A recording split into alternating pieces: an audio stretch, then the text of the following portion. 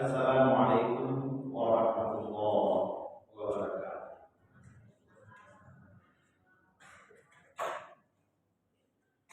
Alhamdulillahirabbil alamin alladzi arsala rasulahu bil huda wa dinil haq liyudhhirahu 'ala dini kullihi walau karihal musyrikun. Asyhadu an la ilaha illallah wahdahu la syarika lah wa asyhadu anna Muhammadan 'abduhu wa rasuluh. Allahumma shalli wa sallim wa barik ala hadzal nabiyil karim sayyidina wa maulana Muhammad sallallahu alaihi wasallam wa ala alihi wa ashabihi ajma'in, amma ba'd. Qala Allah ta'ala fil Qur'anil Karim, a'udzu billahi minasy syaithanir rajim, bismillahirrahmanirrahim. Innallaha wa malaikatahu yusholluna 'alan nabi ya ayyuhalladzina amanu shallu 'alaihi wa sallimu taslima. Sadaqallahul azim. Kaum muslimin dan kaum muslimat, bapak-bapak dan ibu-ibu, hadirin jamaah salat subuh yang dirahmati Allah Subhanahu wa taala. Segala ungkapan rasa puji dan syukur marilah sama-sama kita haturkan kepada Allah Subhanahu wa taala yang selalu melimpahkan rahmat dan karunia-Nya kepada seluruh makhluk hidup yang ada di atas permukaan bumi ini. Dalam kehidupan, Allah memberikan para rasul dan para nabi, mengutus rasul dan nabi untuk mengantarkan manusia, menyelamatkan manusia, mendidik manusia dari segala macam yang akan menyebabkan manusia salah dari alamatnya atau tidak sampai kepada tujuannya. Menyelamatkan manusia dari godaan-godaan yang akan merusak ketauhidan mereka, yang akan merusak ibadah-ibadah mereka, yang akan merusak akhlak dari umat manusia. Allah mengutus rasulnya. Allah memberikan nikmat-nikmat yang luar biasa. Tinggal manusia mampu memahami dan merasakan apa yang telah Allah berikan tersebut. Salawat dan salam sama-sama kita kirimkan buat kekasih Allah, Rasulullah Sayyidina wa Maulana Muhammad sallallahu alaihi wasallam, yang sengaja diutus oleh Allah di akhir zaman, yang sengaja diutus oleh Allah untuk menyampaikan risalah Allah, untuk menyampaikan syariat-syariat Allah melalui pembersihan ketauhidan kepada Allah, pembersihan praktek ibadah yang disyariatkan oleh Allah, dan innama bu'istu liutammima makarimal akhlak. Ada satu ungkapan yang memang luar biasa. Hanya saja aku, kata Rasulullah, diutus untuk menyempurnakan akhlak.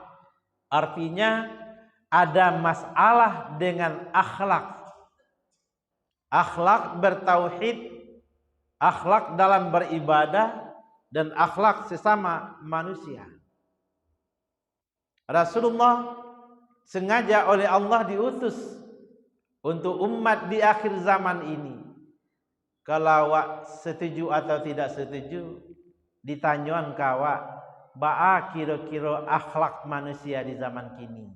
Rancak atau kurang lancar? Wah, setuju Bu ya? Agak kurang.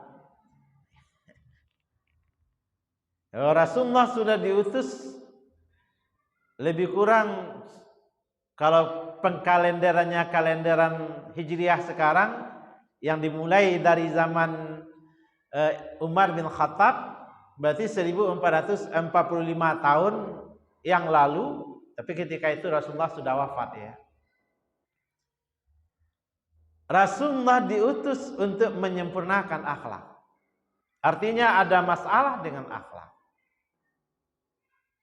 Ketika kita mendengarkan ayat innallaha wa malaikatahu, sesungguhnya Allah dan para malaikatnya, yusallun, mereka selalu berselawat kepada Nabi. Kalau diikuti naskah kalimatnya yusalluna, itu bahasa Arabnya fi'il mudhari', yang menyatakan pekerjaan ini sedang di kerajaan atau akan dikerjakan, bukan sudah dikerjakan saja. Tapi ada anjuran seolah-olah di situ Allah dan Rasulnya. Allah dan Rasulnya selalu bersalawat kepada Nabi. Oleh karena itu, ya ayyuhallazina amanu sallu, wahai orang-orang yang telah mengikrarkan dirinya sebagai orang yang beriman, berselawatlah kamu semua kepada Rasulullah, dan wasallimu, dan berikanlah doa keselamatan. Di sini menunjukkan Bapak dan Ibu bahwa Rasul pun yang sudah dinyatakan ahlul jannah, kan dijamin Rasulullah masuk surga. Tapi Allah masih mendoakannya. Kira-kira awaklah dijamin masuk surga Bapak dan Ibu? Tentu sepakat, mudah-mudahan untuk orang yang pernah mengatakan asyhadu an la ilaha illallah wa asyhadu anna Muhammad Rasulullah, insyaallah dijamin masuk surga.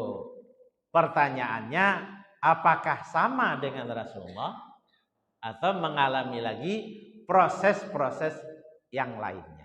Ini permasalahan Ibu Bapak. Sehubungan masih kita berada di bulan Rabiul Awal, di mana semarak dan semangat Maulid Nabi Muhammad sallallahu alaihi wasallam kita dengarkan di sekitar kita. Ada yang membaca Dalail Khairat, ada yang membaca kitab apa itu? Berzanji. Alhamdulillah bersemangat. Tapi ada yang perlu juga kita ingat ya, bahwa Maulid Nabi itu bukan sekedar hanya membaca riwayat-riwayat kehidupan Nabi, membaca tentang akhlak dan sifat Nabi yang tertulis dengan bahasa Arab, lalu dilantunkan dengan jaros atau dengan irama-irama yang sudah kita bawakan. Alhamdulillah semangat itu tinggi. Tapi ketika Rasulullah akan wafat di pangkuan anak beliau Siti Fatimah, Rasulullah ketika wafat mengucapkan 3 kata, ummati, ummati, ummati. Kira-kira ungkapan ummati, ummati, ummati di sini ungkapan bahagiakah atau ada ungkapan kecemasan?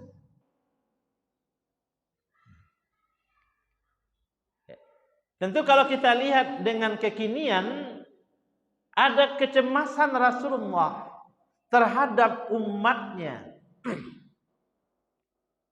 Dalam salah satu hadis dikatakan bahwa di akhir zaman akan muncul beberapa keanehan. Dikatakan dalam hadis ini ada 6 keanehan yang muncul di akhir zaman. Pertama, masjid menjadi aneh di tengah kaumnya.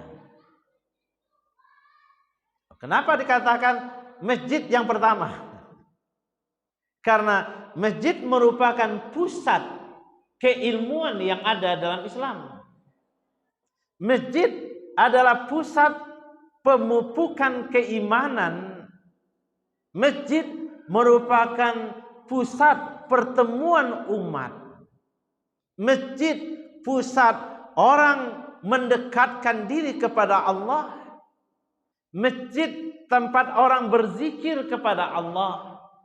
Masjid tempat orang bersilaturahim. Di akhir zaman manusia berlomba-lomba membangun masjid. Kita bersyukur dengan semangat masjid dibangun. Berlomba-lomba dengan jumlah yang tidak sedikit. Yang menjadi pertanyaan kita, apakah semua masjid yang dibangun itu walaupun atas nama musalla atau nama surau? Kalau di Jambi ada namanya apa ya? Kalau di Aceh namanya dayah ya. Kalau di Jambi namanya langgar ya. Di awak surau namanya di situ. Pertanyaan kita, apakah semua yang dibangun atas nama masjid, musola, surau, langgar dan dayah itu isinya banyak atau tidak?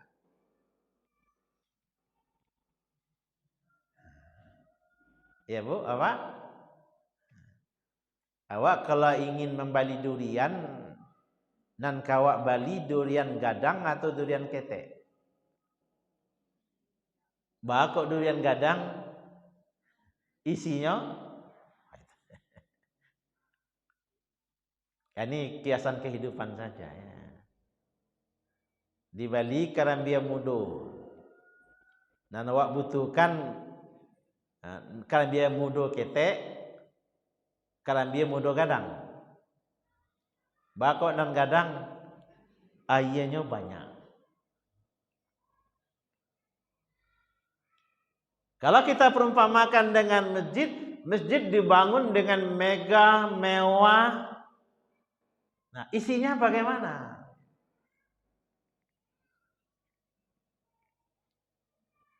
Lalu menjadi pertanyaan-pertanyaan dari lai sambuah masjid, lai sambuah musola, lai surau, tapi indak berisi. Kenapa tidak berisi? Bisa jadi ini merupakan sinyal dari hadis Nabi bahwa masjid akan menjadi aneh di tengah-tengah umat Islam. Masjid dibangun dengan mewah, megah, indah, beraroma dengan karpet yang indah, dengan tujuan dari pengurus masjid agar jamaah nyaman, aman beribadah di rumah Allah. Lalu terjadi pergeseran masjid sekarang ini muncul istilah masjid wisata. Kalau masjid wisata, apa manfaatnya? Sudah sholat, orang foto-foto. Habis acara nikah di masjid, menikah di masjid menurut sunnah Nabi. Sia yang masuk masjid sekurang-kurangnya sholat sunat 2 rakaat. Lalu ketika ada yang menikah di masjid, yang menikahkan, yang dinikahkan, yang menyaksikan nikah, kemudian kerabat-kerabatnya, mohon maaf ibu bapak yang hadir, kira-kira dari yang hadir agak 2 balai hurang. Kok 2 balai hurang ya? Calon suami, calon istri, Atau masing-masing kan punya ayah ibu tuh. Sampai lah 6. Tambah saksi berdua. Ala 8. Ditambah yang Pak Kuat atau perwakilannya ala 9. Nah, ditambah adik bapak dan adik keluarga dan lain-lainnya minimal 20 orang, 20 orang. Bapak dan ibu, apakah mereka datang ke masjid dengan pakaian indah-indah, pakai jas, pakai sepatu jas baru, datang ke masjid, apakah mereka sholat?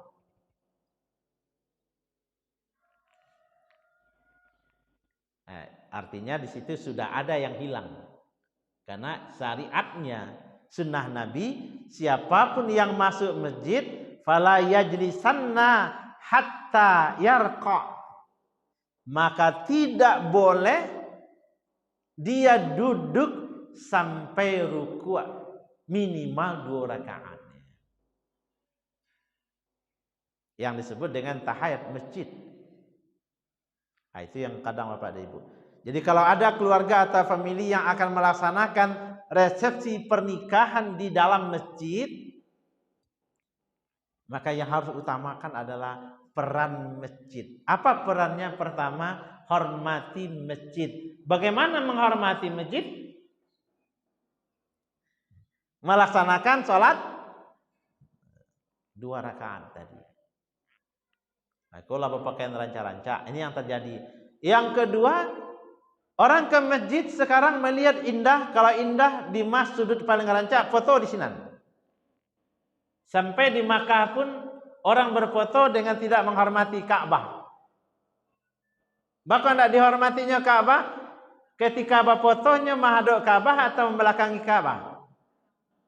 Jadinya bahagia Ka'bah ada di belakangnya. Dalam konsep yang lain, masjid dibuat indah-indah, pergi ke Masjid Istiqlal, berfoto di sana penting karena itu masjid wisata. Pergi ke Banda Aceh, Baitur Rahman, pergi berfotonya yang utama, bukan sholatnya. Ya, Bu pernah berfoto ke Mas Haji, mah? Peran dari masjid sebenarnya adalah masjid adalah tempat berkumpulnya orang-orang yang beriman, minimal orang-orang yang ada di sekitar masjid yang mendengarkan azan dikumandangkan. Maka ada orang mengatakan, orang kalau hatinya sudah tergantung ke masjid sejauh apapun, mereka akan hadir ke rumah Allah. Tapi kalau hatinya tidak ada hubungan dengan masjid, sedekat apapun, sekeras apapun, sebagus apapun suara muazzin azan, tidak kedengaran. Maka yang ditakutkan untuk kondisi yang demikian, ketika di hari akhirat nanti Allah bertanya kepada orang bukan orangnya. Saya tidak pernah lihat sandalmu depan masjid. Ini pertanyaan ini luar biasa menusuk ya. Ya, ketika ditanyakan pertanyaan itu, saya tidak pernah melihat sandalmu di depan masjid. Artinya apa? Tentu kamu tidak pernah ke masjid. Kecuali sandal-sandal orang yang mengantarkanmu ke dalam masjid. Nah, itu lainnya jadi terus. Jadi aneh di tengah-tengah umat. Yang kedua, akan aneh juga adalah mushaf yang berada di rumah-rumah orang yang beriman menjadi aneh. Kenapa mushaf menjadi aneh? Sekarang yang sudah terjadi pula suatu kebiasaan namanya mengoleksi, mengumpulan macam-macam Al-Quran. Iko Al-Quran Nabi Bali di Makkah, yang tuahnya adalah Makkahnya. Kira-kira ada manfaatnya kah Al-Quran yang dibeli di Makkah lalu diletakkan dalam lemari rumah awak? Karena Al-Quran bermanfaat kalau dibaca. Pailu ke Madinah, balilo Al-Quran, koleksi. Pai ke Jakarta, koleksi, pai ke tempat-tempat yang ini iko dari Al-Quran sagadang-gadangnya sampai Al-Quran tidak bisa dibaca walaupun pakai kacamata. Ada Al-Quran ukuran 2 cm kali 3 cm ya. Membacanya itu, Bu. Kalau pas foto 3 kali ampe masih bisa aja awak mencari apa karena fotonya surangnya. Iko Al-Qur'annya 3 cm kali ampe cm. Ayatnya lebih kurang 6.666 ayat. Bang bacanya tuh, Bang. Bagi orang Abu Bali ko Madimah Bali ko Abu Bali di Arab. Apakah bangga dengan besar kecilnya Al-Quran atau kita harus bangga bahwa Al-Quran biarlah cabiak-cabiak sudutnya dek rajin dibaca ketimbang bersih rapi harum tapi tidak pernah dibaca. Karena Al-Quran itu bukan pajangan. Al-Quran artinya adalah bacaan. Yang terjadi Al-Quran adalah koleksian. Ustaz, dari Makkah, Madinah, dari Jazirah, dari Arab, dari Maroko, dari Malaysia, produk Indonesia pun dia buat do, Ustaz. Alhamdulillah, semangat mengumpulkan Al-Quran, alhamdulillah. Masih alhamdulillah. Cuman garis bawahnya adalah Al-Quran menjadi aneh kalau tidak dibaca. Ya Pak dan Ibu.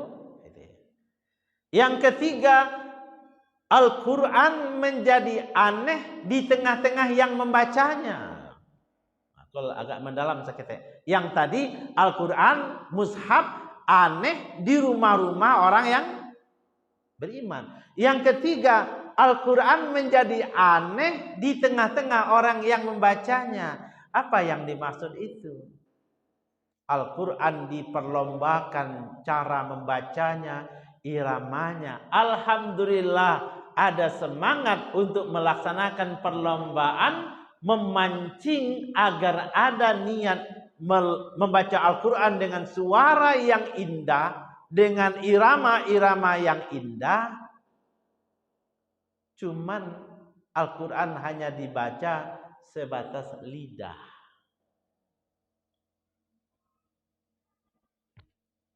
Jadi ibu bapak minum kopi, lah ya do kopi na kopi susu, minum kopi, lataan di lidah. Alas itu. Lebihnya untuk apa, Bu? Karena Al-Quran itu bukan tes lidah. Tapi Al-Quran adalah sifaan lima fis sudur. Untuk mengobati apa yang ada dalam dada. Jadi harus dimasukkan rasa, arti, pemahaman, pengamalan, dan penghayatan Al-Quran. Niat melombakan, alhamdulillah, lomba MTQ dari tingkat yang sekecil-kecilnya, MDA-nya, sampai tingkat internasional, menang tingkat internasional. Alhamdulillah. Tapi Al-Quran aneh kalau hanya sekedar menjadi bacaan lidah. Karena Al-Quran adalah gambaran dari kepribadian orang yang beriman. Al-Quran adalah citra untuk orang yang beriman. Atau bahasa sekarangnya mungkin adalah foto orang beriman itu adalah Al-Quran. Ketika ada orang beriman, orang akan melihat inilah Al-Qurannya. Maka ada seorang pendeta Hindu beberapa hari yang lalu mendapatkan satu bacaan.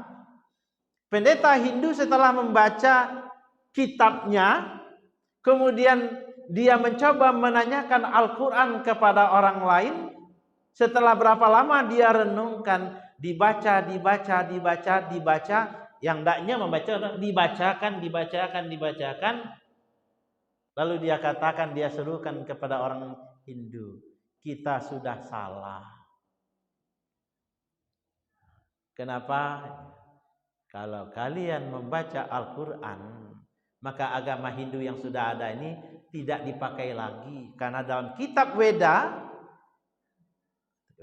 kitab mereka ya, dalam kitab mereka itu tertulis bahwa ada akhir zaman itu seorang yang dilahirkan di gurun, namun berbahasa India.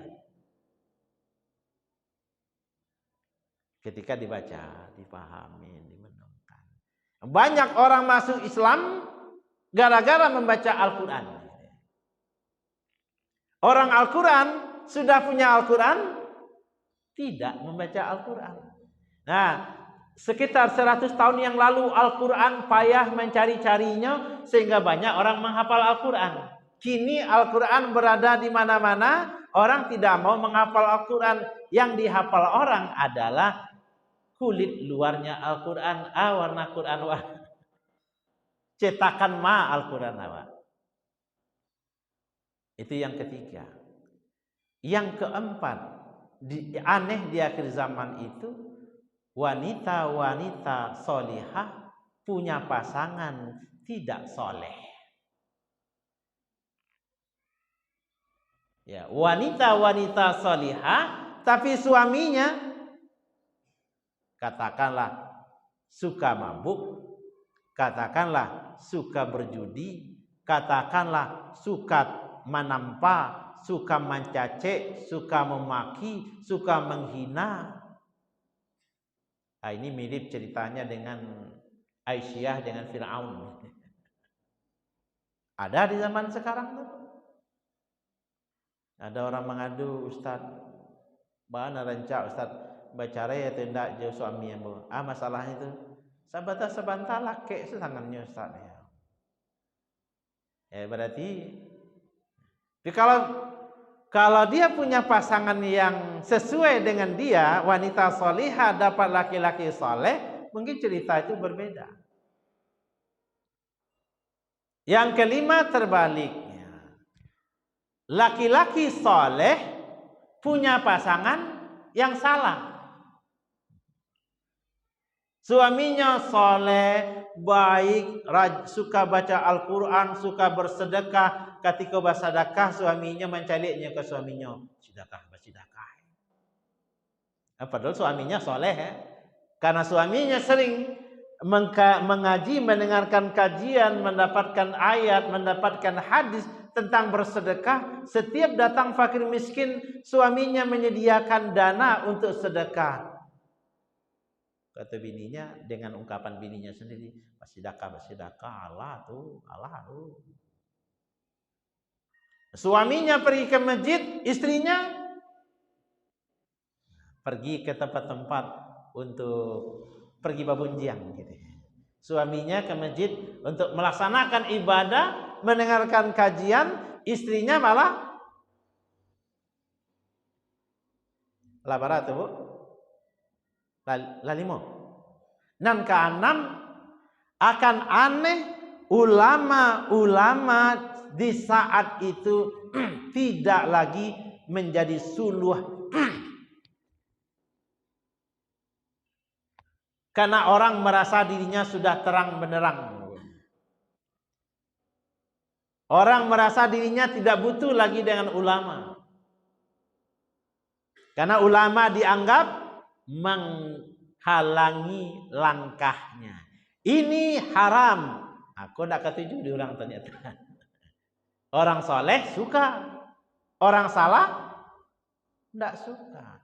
Ini hukumnya makruh. Orang yang saleh, alhamdulillah dapat hukum. Orang yang salah, tidak ada dan nelok sadualahnya. Setiap orang ditanya salah seterusnya. Malih awak bertanya ke buya aku jujur mana? Nah, kemana rancak dicari buya modern, buya Google. Ditanya tentang hukumnya, ternyata di Google hukumnya sama dengan yang disampaikan di buya aku. Ayo ndak lah. Kau orang ditanya hukumnya sama, kau Google hukumnya sama. Ambon ndak kebuka Google tentang itu doh. Tentang apa Google? Tentang dunia. Jadi ulama-ulama menjadi aneh. Bila orang betul je ulama, bapak dan ibu, kalau ada orang meninggal. Apakah ulama ini untuk orang meninggal? Oh, oh. Jenazah saja di rumah sakit, kece orang ya. Jenazah saja di rumah sakit, Bajapui, Bantan. Tapi ulama zaman sekarang untuk mengaji, datanglah seorang, pailah.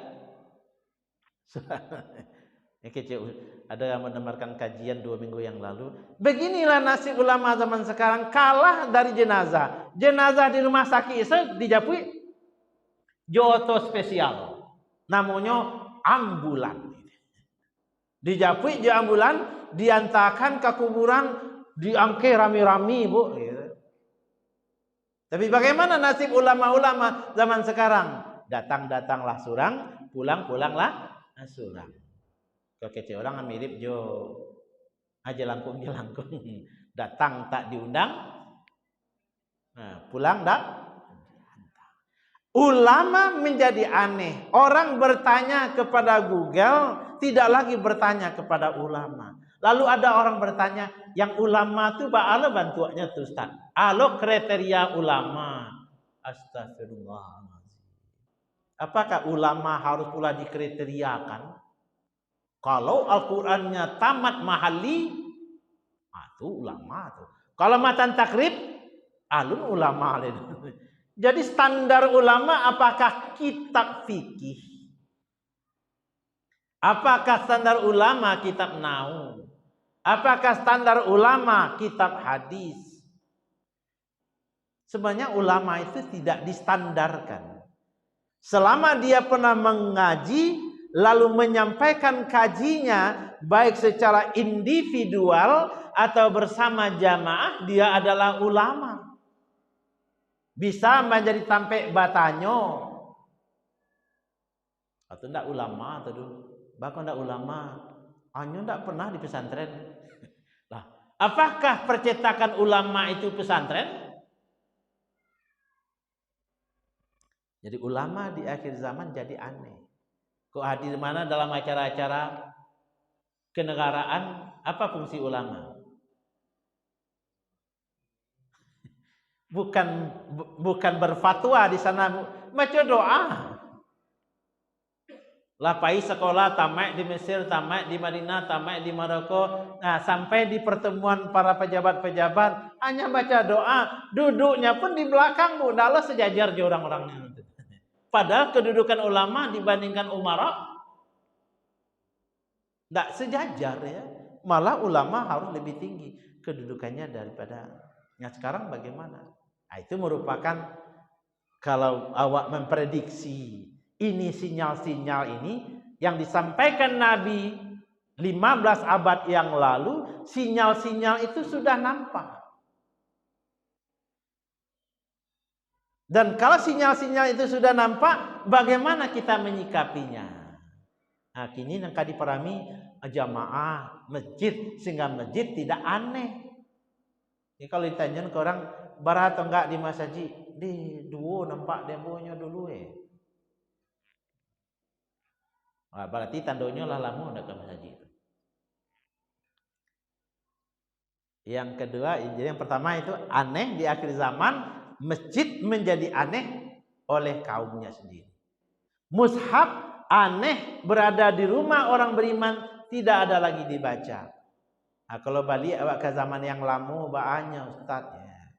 Zaman lama orang Minang kok habis sholat maghrib pulang dari masjid atau yang sholat maghrib di rumah, lalu di muka rumah orang yang bersangkutan dari masjid mau ke rumah awak, yang tadanga di rumah orang-orang habis maghrib.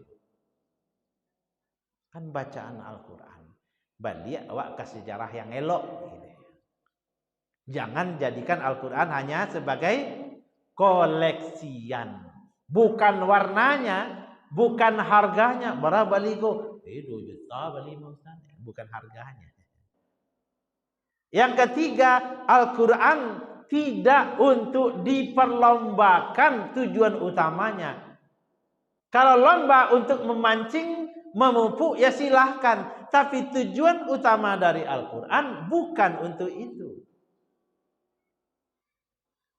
Yang keempatnya, nah, wanita solehah punya suami yang tidak soleh lah bahasa Arab. Yang kelimanya, justru suami yang soleh punya istri tidak solehah. Dan yang keenam, nasib para ulama tidak lagi tempat orang bertanya, tidak dihargai, tidak dihormati, tidak dimuliakan. Kalau terjadi 6 hal tersebut, berarti sudah ada di zaman kita. Tapi kalau belum terjadi, berarti belum di zaman kita. Mudah-mudahan apa yang saya sampaikan tadi ada manfaatnya bagi kita bersama. Kalau ada salah dan kurangnya, mohon maaf. Wabillahi taufiq wal hidayah. Assalamualaikum warahmatullahi wabarakatuh.